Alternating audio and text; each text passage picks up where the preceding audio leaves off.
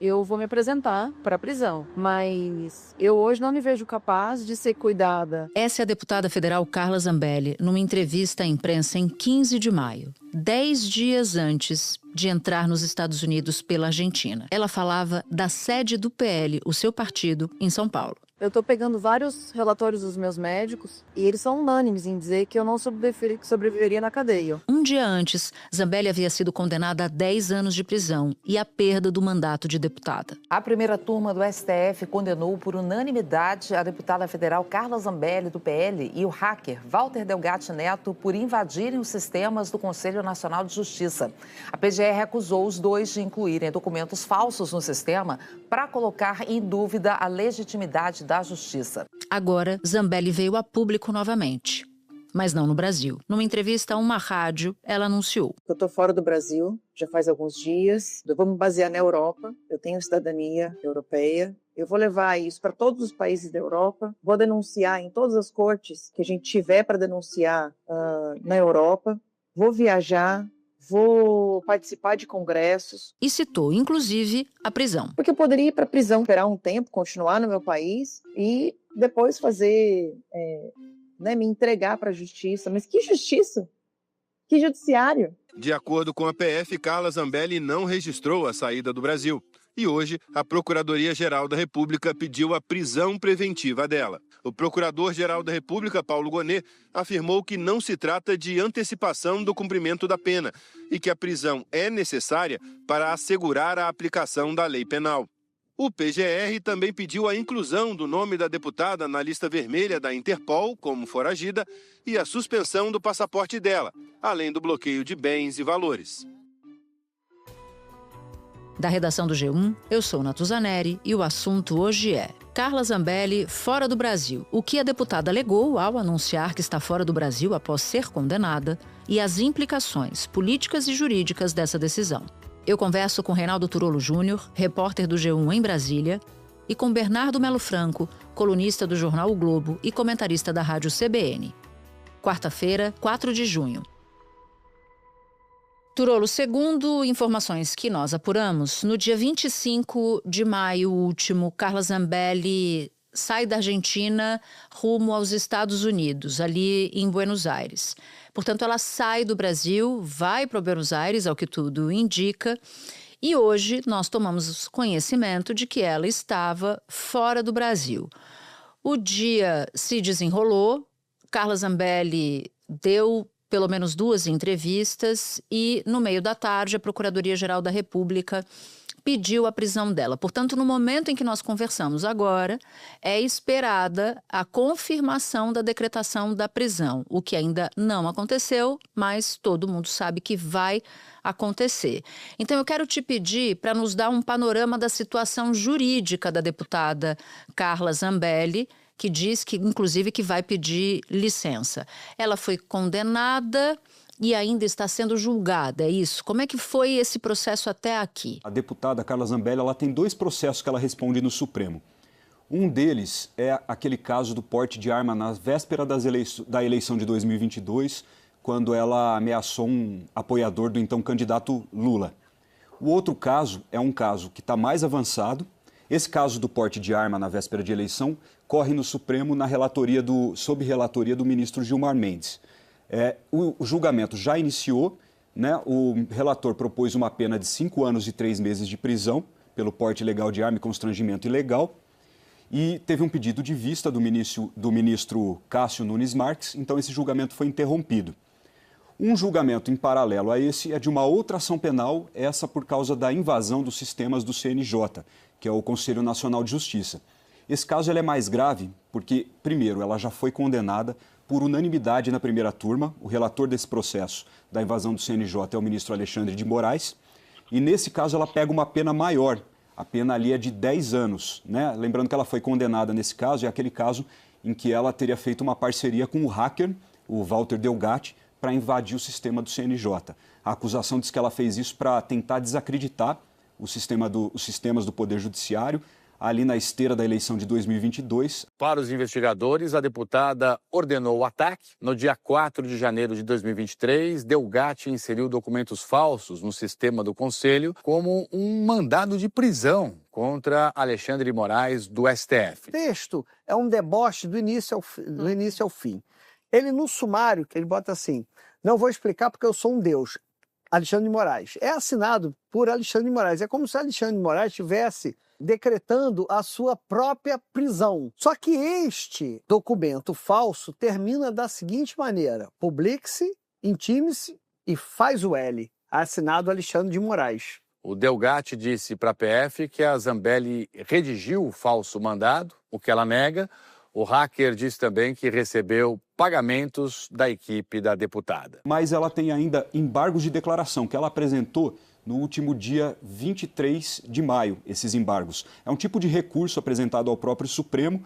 O advogado dela, que era no momento dos embargos, o Daniel Bialski, e eu digo que era porque hoje, depois que veio a informação de que ela saiu do Brasil, ele emitiu uma nota dizendo que ele abandonou a defesa, renunciou à defesa, segundo ele, por motivo de foro íntimo. Paralelo a isso, o que é a condenação da Zambelli nessa ação? Em paralelo aos 10 anos de prisão, ela perde os direitos políticos, fica inelegível, porque já foi condenada por um órgão colegiado, no caso a primeira turma do Supremo. O Supremo também determina a perda do mandato dela e determina que ela, conjuntamente com o hacker Walter Delgatti, paguem uma indenização, uma reparação por danos morais coletivos, por causa da invasão do sistema, no valor de R$2 milhões. Lembrando que essa condenação por unanimidade a que você se referiu pelo Supremo Tribunal Federal ocorreu dia 14 de maio, confere? Confere, isso mesmo. Portanto, poucos dias antes da decisão dela de ir embora do Brasil. De acordo com fontes da Polícia Federal, Carla Zambelli saiu pela fronteira terrestre com a Argentina no dia 25 de maio, na altura das cidades de Foz do Iguaçu e Puerto Iguaçu.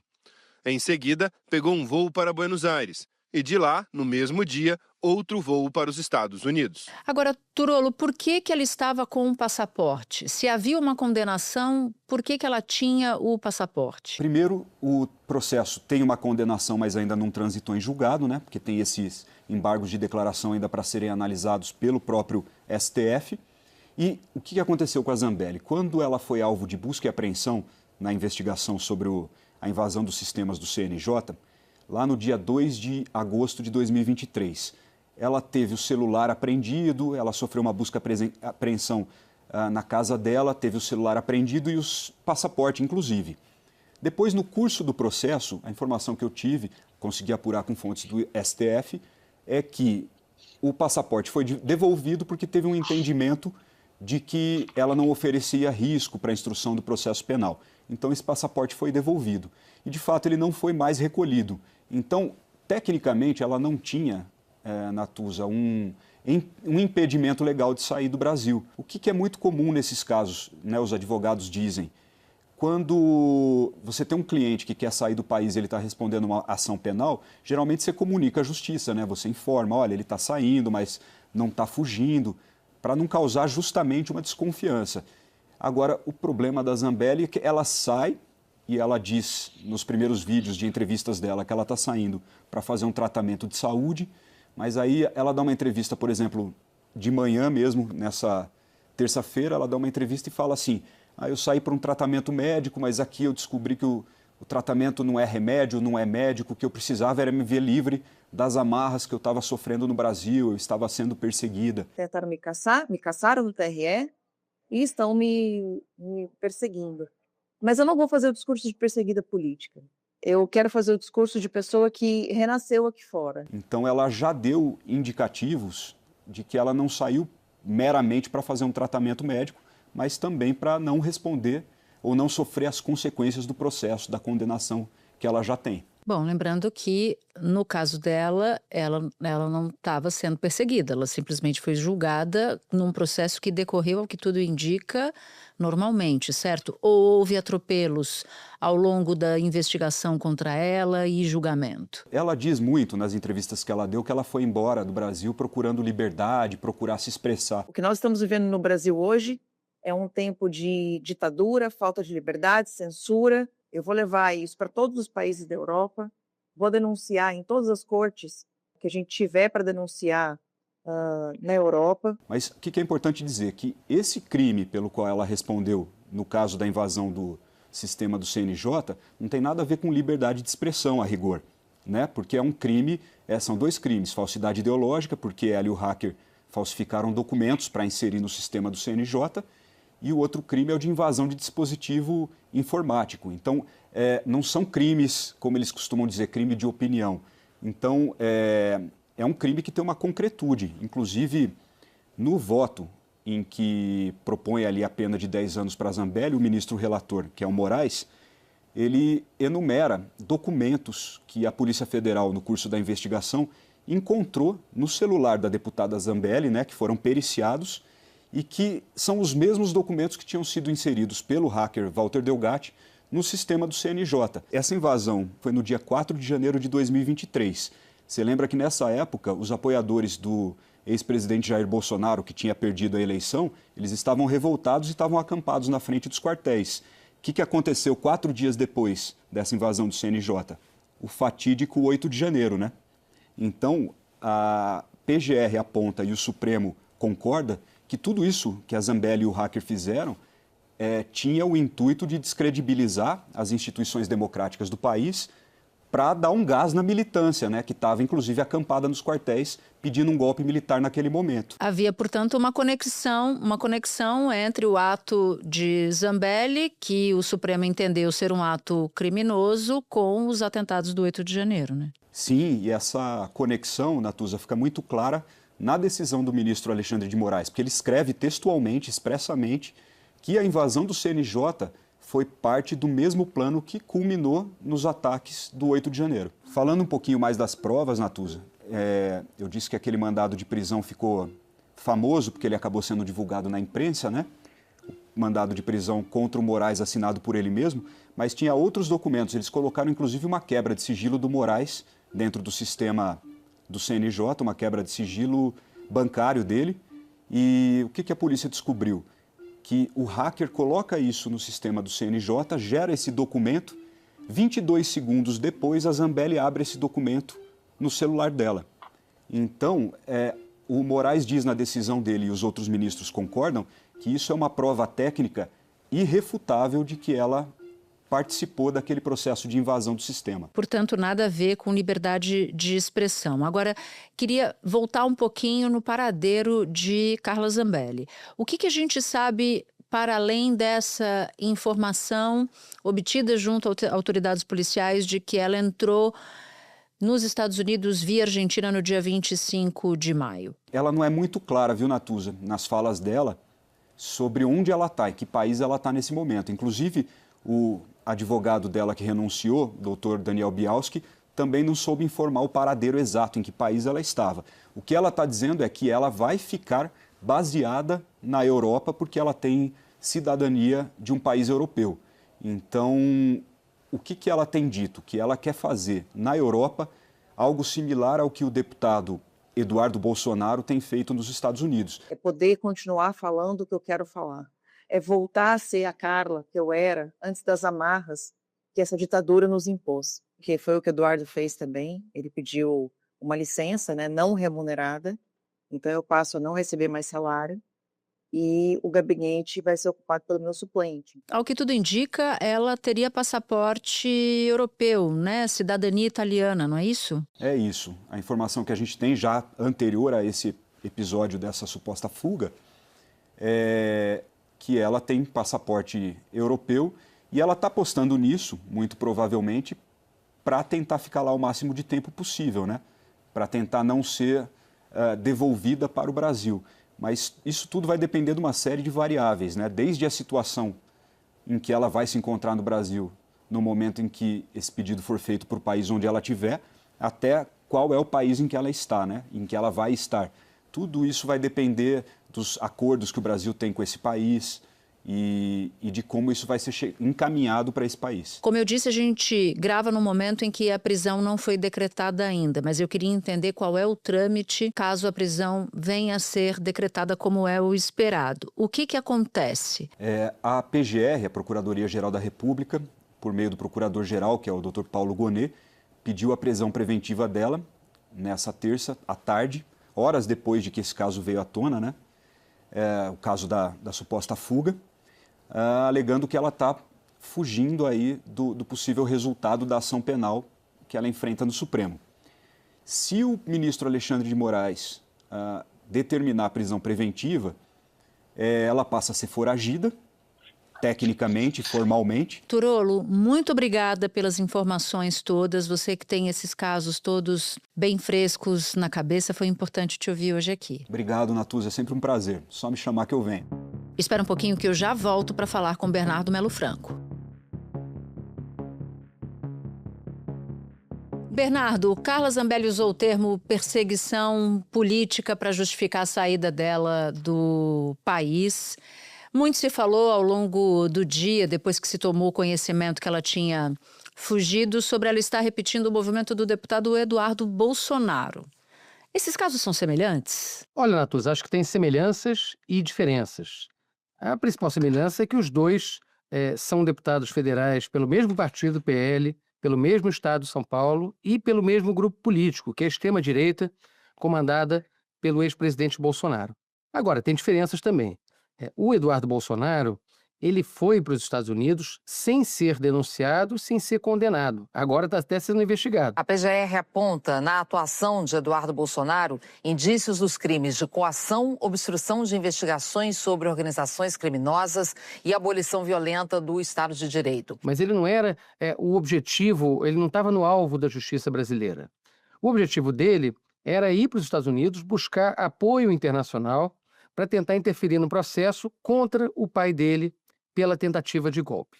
E agora vai ficando mais claro que o Eduardo Bolsonaro também queria usar esse autoexílio para promover uma própria pré-candidatura presidencial. Então ele tinha esses dois objetivos. Existe uma disputa aberta quem será o sucessor de Jair Bolsonaro, porque ano que vem tem eleição, Bolsonaro não pode ser candidato e Eduardo Bolsonaro sempre é colocado ali como um dos nomes e ele quer se cacifar a este posto ou a outro posto também como o grande defensor do Brasil ou da causa de Bolsonaro. O caso da Carla Zambelli é diferente. Ela está abertamente num processo de fuga.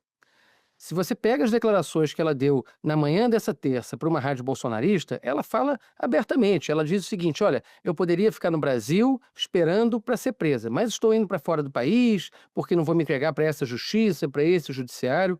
Ou seja, ela está claramente saindo do país para tentar escapar do alcance da justiça, já tendo sido condenada pelo Supremo Tribunal Federal. Eu conversava agora com uma fonte policial que disse, bom, ela não volta nunca mais, porque primeiro não se sabe onde ela está, conversava agora há pouco com o Turolo sobre isso, e ainda que haja a emissão da ordem de prisão para os Estados Unidos, se ela estiver nos Estados Unidos, talvez não haja colaboração por parte dos Estados Unidos, até porque a decisão seria de Alexandre de Moraes. Se ela estiver já na Itália, sendo ela, como todo mundo está dizendo, cidadã italiana, também não. E aí, nesse caso, fica Carla Zambelli impune na Europa com uma caixa de ressonância, uma rede social para incomodar bastante. Ou não? Você acha que Carla Zambelli tende, politicamente falando, a minguar? Natuza, ela não seria a primeira, né? Tem uma série de bolsonaristas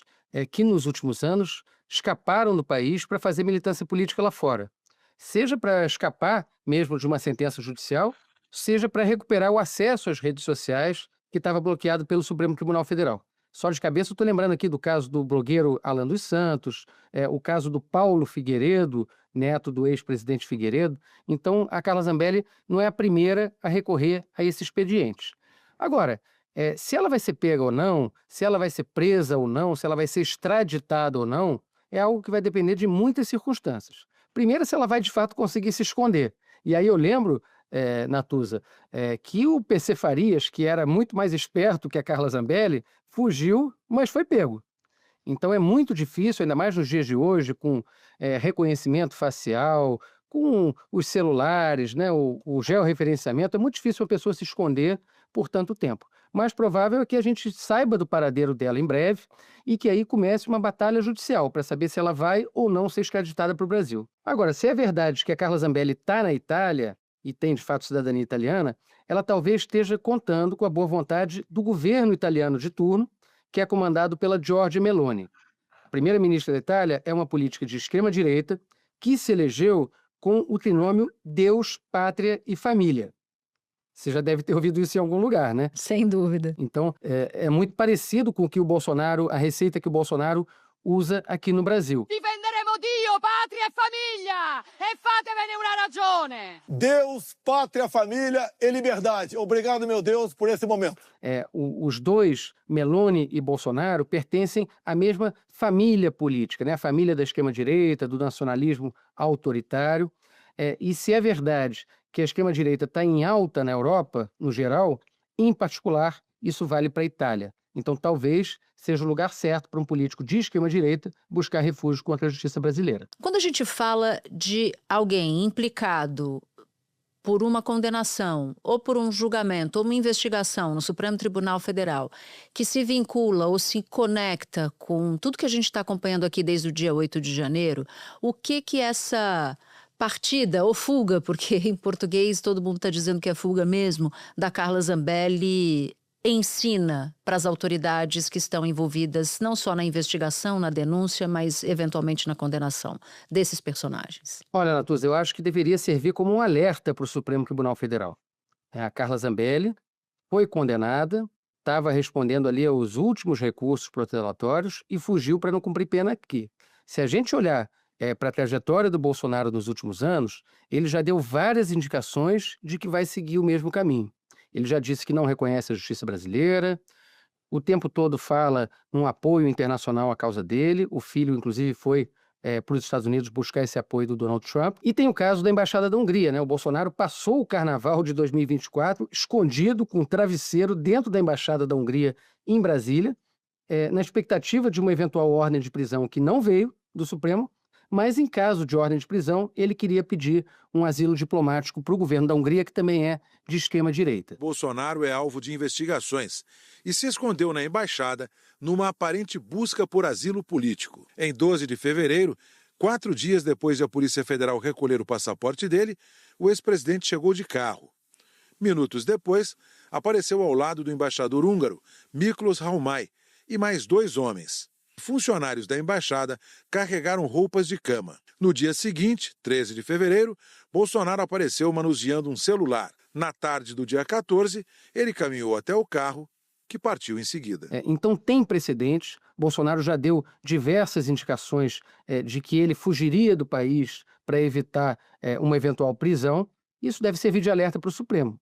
Quer dizer, nesse momento, tem uma diferença, né? A Carla Zambelli estava com o passaporte dela e o Bolsonaro está com o passaporte apreendido.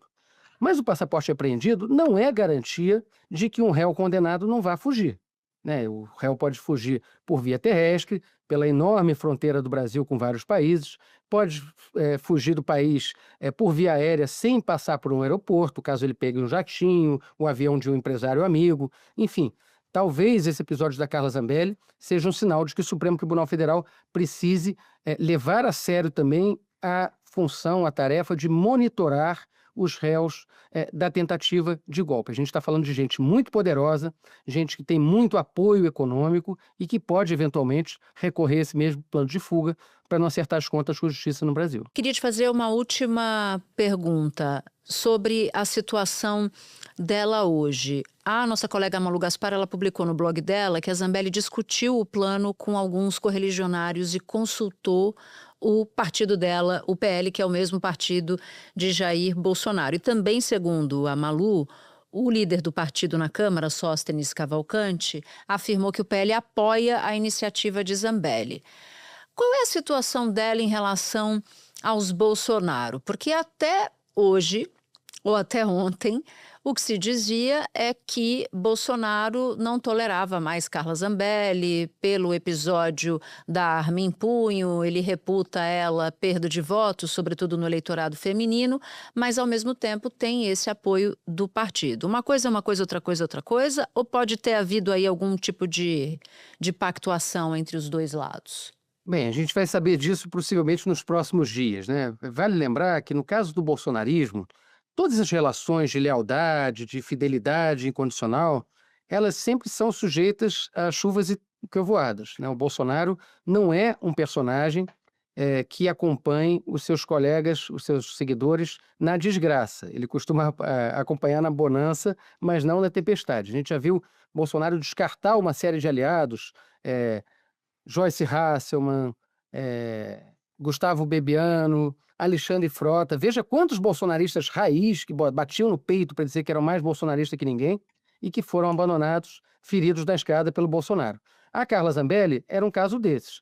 E não, Natuza, porque o Bolsonaro seja contra a violência na política, seja contra seguir alguém armado, simplesmente pelo fato de que ele acha que foi prejudicado eleitoralmente por aquela atividade dela, por aquela atitude dela de seguir um homem negro nas ruas de São Paulo, ela com a arma em punho na véspera da eleição. Então, de fato, tem um estremecimento, tem um distanciamento, mas esse distanciamento não foi suficiente para fazer com que a Carla Zambelli, por exemplo, saísse do PL. Ela é filiada ao mesmo partido do ex-presidente Bolsonaro. Inclusive, ela é do mesmo estado do Eduardo Bolsonaro. Então, me parece que tem um jogo ali de claro e escuro, né, enfim, distanciamento e aproximação que é muito de conveniência. De fato, a Zambelli buscava se reaproximar do núcleo mais próximo do ex-presidente Bolsonaro e estava sendo barrada até agora. Mas nada garante a gente que, diante dessa nova situação dela estando no exterior, se dizendo perseguida pelo Supremo e pelo Alexandre de Moraes, que ela não possa acabar tendo a solidariedade da família Bolsonaro, seja por cima, seja por baixo do pano. Agora, por último mesmo, como é que ela vai se manter lá? Ela fez uma arrecadação recente, né, via Pix. Como é que foi essa arrecadação? Pois é, isso é um negócio curioso, né, Natuza? Porque a Carla Zambelli pediu doação de Pix a pretexto de pagar multas judiciais e custear a defesa dela, pagar o advogado. Pois bem, ela não pagou multa nenhuma e o advogado agora se desligou da causa dela, né, por discordar justamente dessa fuga. Então vai ficando mais claro que essa arrecadação que ela fez já era parte de um plano premeditado para fugir do Brasil.